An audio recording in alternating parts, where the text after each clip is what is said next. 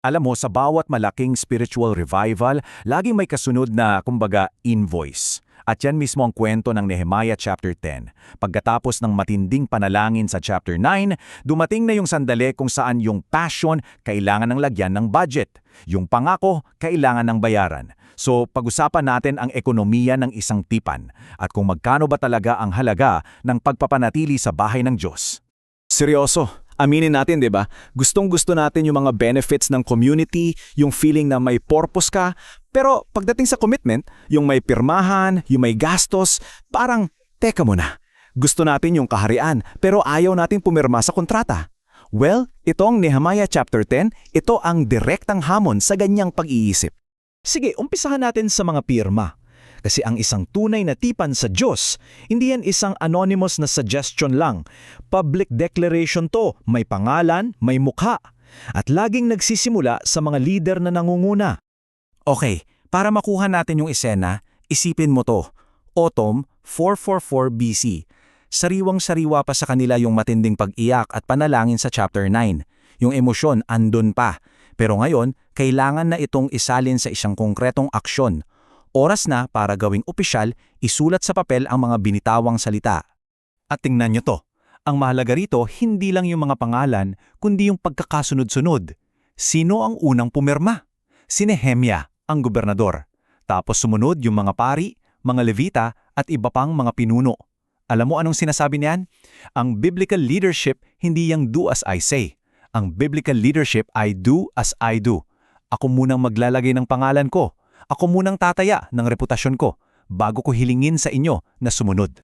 At hindi ito, alam mo na, basta-bastang pirma lang. Ang sinasabi dito, itinali nila ang kanilang sarili with a curse and an oath. Grabe yon. Parang sinasabi nila, Panginoon, kung hindi namin ito tutuparin, kami na mismo ang nag-iimbita ng parusa sa aming mga sarili. Ganon sila kaseryoso. Ganon katindi yung bigat ng pangako nila, walang atrasan. Okay, so may pirma na, may sumpa pa. Ano naman ngayon ang laman ng kontrata? Ano yung mga terms and conditions? Dito na natin makikita yung mga specific at promise, medyo mahirap na mga hangganan na magbabago ng kanilang buong pamumuhay. May dalamong pangunahing linya silang hinugot sa buhangin. Una, sa relasyon. Ang sabi nila, hindi na natin ipapaasawa ang ating mga anak sa mga taong hindi bahagi ng tipan na to. Pangalawa, sa ekonomiya. Hindi tayo sasali sa kalakalan, walang bentahan, walang bilihan, tuwing araw ng Sabath. Itong dalawang to ang kanilang mga non-negotiables. At itong pangalawa, wow, ito yung tunay na marketplace test. Isipin mo, ang ekonomiya ng mundo sumisigaw ng 7 days of hustle. Walang pahinga, kita lang ng kita. Pero ang ekonomiya ng tipan, ang sabi, magtrabaho ka ng 6 na araw at sa ikapito, magtiwala ka. Ito ay isang marahas na pagtanggi sa kaisipang revenue at all costs. Sila, pinili nila ang kabanalan kesa sa kita. Kaya mo bang gawin yan? Handa ka bang malugi para protektahan ang iyong commitment sa Diyos? Ang sagot nila, oo. Sandali, mag-pause muna tayo.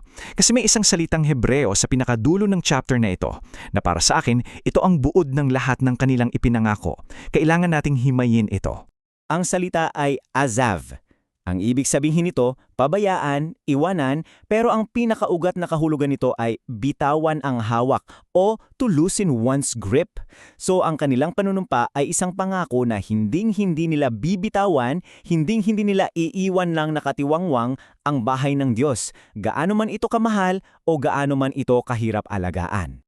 So paano mo sisiguraduhin na hindi mo iaazav o bibitawan ng isang bagay na mahalaga? Simple lang. Gagawa ka ng isang sistema. At dito na papasok yung detalyadong plano nila. Ito yung logistical at financial infrastructure na itinayo nila para punduhan ang presensya ng Diyos sa gitna nila.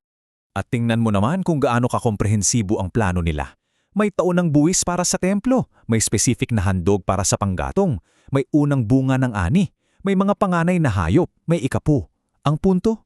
Hindi ito yung magbibigay ako pag feel ko lang o pag may extra. Hindi. Ito ay isang sistematikong economic plan para siguraduhing tuloy-tuloy ang gawain ng Diyos. At dito na pumapasok ang paborito kong metapora. Isipin mo, yung apoy sa altar, simbolo ng walang tigil na panalangin at presensya ng Diyos, ay utos mismo ng Diyos na hindi dapat mamatay, kailanman. Yan ang divine command. Pero, at ito yung malaking pero, hindi nagpaulan ng panggatong ang Diyos mula sa langit. Ang mga tao, sila ang kailangang magputol ng kahoy, magbuhat ng kahoy at dalhin yun sa templo. Nakuha mo? Yung apoy, galing sa Diyos. Pero yung gatong, yung fuel, galing sa tao. Ang gawain ng Diyos ay laging nangangailangan ng ating mabigat, praktikal at pinansyal na commitment. So paano natin ito isasalin sa ating henerasyon ngayon? Dahil itong mga sinaunang pangakong ito may direktang hamon sa bawat isa sa atin ngayon mismo. Ang buong kabanata ay nagtatapos sa pangakong ito, hindi namin pababayaan ang bahay ng aming Diyos. Sa salitang Hebreo, ang sinasabi nila ay hindi namin iazav ang bahay ng aming Diyos, hindi namin bibitawan. Kaya iiwan ko sa iyo ang tanong na to, ang hamon sa ating lahat. Hindi sapat na ipag-pray lang natin ng revival. Kailangan itong ponduhan. Kailangan itong ilagay sa schedule natin. Kailangan itong protektahan. Kaya tingnan mo ang kalendaryo mo, tingnan mo ang bank account mo.